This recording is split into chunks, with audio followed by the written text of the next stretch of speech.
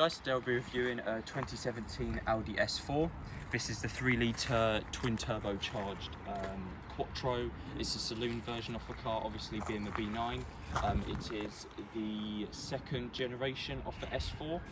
They have done a B10, but I don't know, I think they might have stopped making the S4. This run from 2017 to 2023, and originally, a little bit of insight to the S4, originally came as a 4.2 litre naturally aspirated V8, which is a B8, and then the B8.5 added a 3-litre supercharged V6, and this now has a revised twin turbo 3-litre with 354 brake horsepower, giving it a 21 horsepower bump over the previous supercharged V6 of 333 brake horsepower. This one's finished in Daytona Grey Pearl, which is one of two greys offered on this shape. You had the Manhattan Grey, which obviously doesn't look as nice, but the Daytona is probably one of the most rated Audi greys. You've also got a black styling pack, which gives you black grille surrounds, just a bit of black accenting everywhere, gloss black mirrors primarily, and gloss black window trim. This one's also got the optional privacy glass with acoustic laminating, so the rear glass is privacy and the front glass, I'll show later, is actually double glazed. It's acoustic laminated.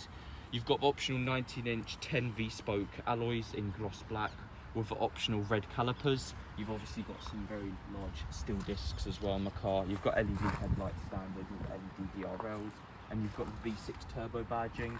Fun fact, on the early car, they still stuck a V6 turbo badge on the B8.5s, even though the car was supercharged, because they didn't want to confuse people.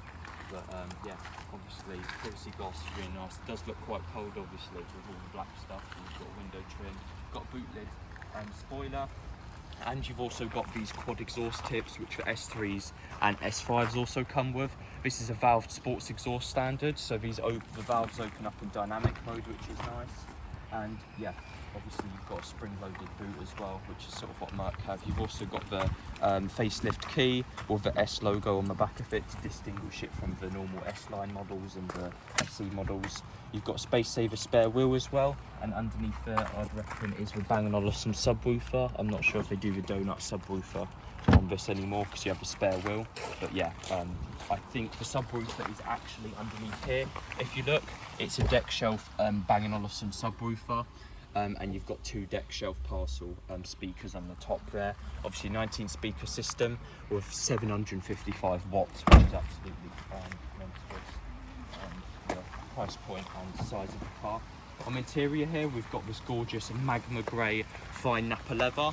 So this is Audi's high grade leather. At the front here, I'll show you later, you've got these lovely super sport seats as well. You've got diamond quilting as well, obviously with the white stitching, the contrast stitching.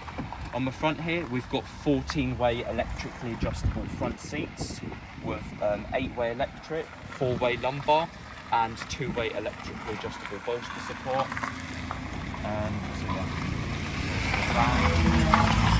yeah, obviously you've got 2-way pneumatic bolster support, 4-way lumbar, 8-way electric, and all S4 and S5 models of the year came standard with massaging, pneumatic massaging front seats. Like I said, these are the super sport seats, which are quite nicely bucketed and bolstered, and you've also got these Daytona sort of matte gunmetal grey inserts on the side here with the sort of wingback style.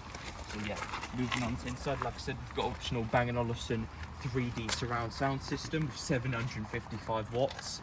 That's better than the Harman Kardon offered on the M340i and the Burmester on the C43 AMGs. You've got a revised Tiptronic gearbox in replacement of the early cars which had a S-Tronic dual clutch gearbox. So yeah, the Tiptronic is basically just a normal automatic, I think it's a torque converter maybe, 7-speed. You've got the cruise control. As far as I'm aware, it's a 7-speed, and you've got gloss piano black trim on these cars. Carbon fibre is an option, and you've got black leather all around the door panel with red stitching and Alcantara along the belt line here, and the Bang & Olufsen subwoofers. This one's got optional flat-bottomed steering wheel, which is quite nice for the S4 and the S tread plates. You've also got, like I said, the massaging function here. Use this rocker switch to toggle between the settings. So this one's for lumbar, that one's for bolster, and this one allows you for 3 different massage settings with different intensities as well.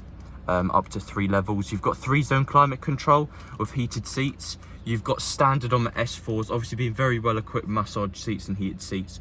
You've got the MMI hard disk drive navigation unit with optional Google Earth as well, which shows the satellite view. Obviously this car doesn't have a virtual cockpit, but I do actually think these dials look nice. You have still got the navigation in the middle here and your different drive modes. Obviously you can switch between the different ones. And yeah, I'll just let you guys have a listen off it in sport modes. With the valves open.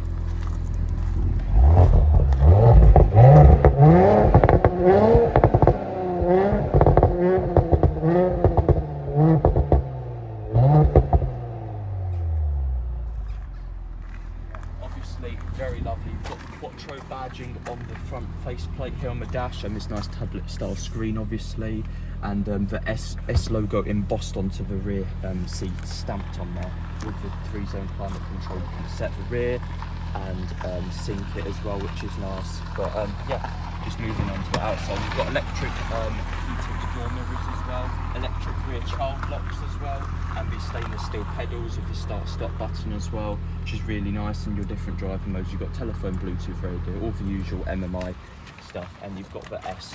Very nice analog dials, which I think, in my opinion, are also as nice as a virtual cockpit. But yeah, very nice wheels with red calipers. It's just very lovely looking. And yeah, under the bonnet, you've got a 3-litre twin turbocharged V6 with 354 brake horsepower. Like I said, a little bit more than what the early supercharged models had, and it does sound absolutely lovely, and it definitely goes. Obviously, being a longitudinally placed engine, it has the Quattro version, the Torsen diff Quattro, which means it's a full 4-wheel drive Quattro system, on demand, permanent, and not the Holdex which is found in the S3s, the hot hatches, which are front wheel drive biased. These are 60-40 split, rear wheel drive 60, 40 front, so obviously a lot more engaging drive, and it is a nice winter car to have, being a saloon. I think the saloon looks nice in the hatchback and the Avant, but yeah, that's just my opinion. But yeah, obviously it's got very good service history and 5 owners. Condition wise, it's absolutely immaculate. I don't think you'll really find any stone chips or anything, or you won't find any major damage. It is in very good condition for about 62,000 miles what the car is. Obviously got a Bang & Olufsen speakers on the dash, 19 speakers. It's definitely a lot, and like I said, the black pack, red calipers, privacy glass, and yeah, basically a flat bottom steering wheel. So yeah, hope you guys enjoyed the video, and I'll see you in the next one. Hey guys, they'll be test driving the S4. So obviously this is a turbocharged B9. You had the B8, the B8.5, the B9, I think the 0.5, and then the B10. So obviously it sounds really nice. This is actually just how it sounds.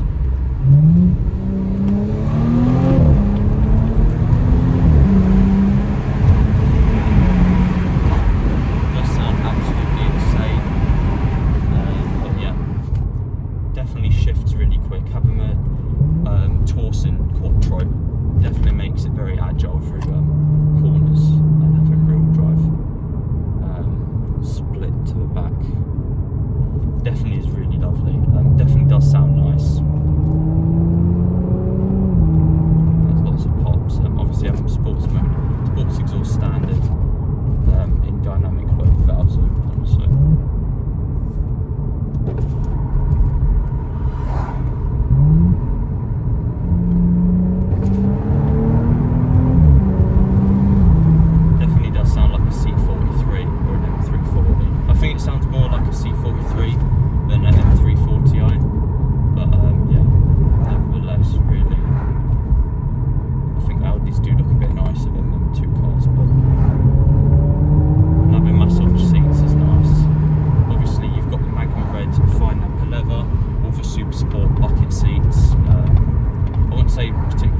But they are quite bolstered. The super sport seats are just like a little bit off the bucket level, but yeah, I think they've stopped doing bucket seats on these ones, but you did used to get them on V8, which is nice. But yeah, it definitely does look lovely.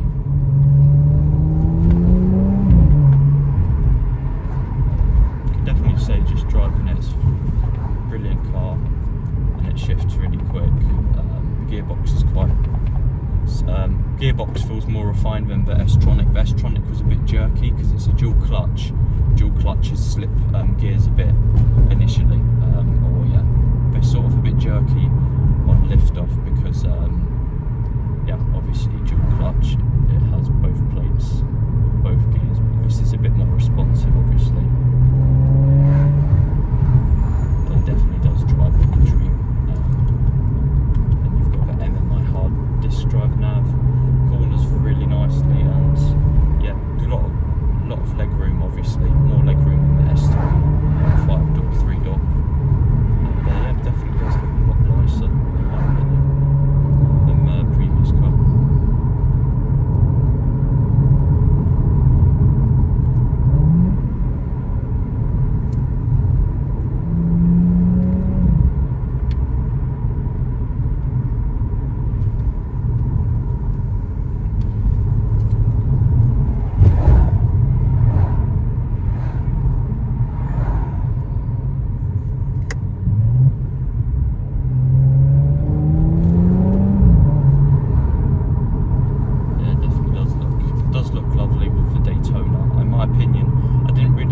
Leather at first, but it is quite relatively dark and it's not bright, and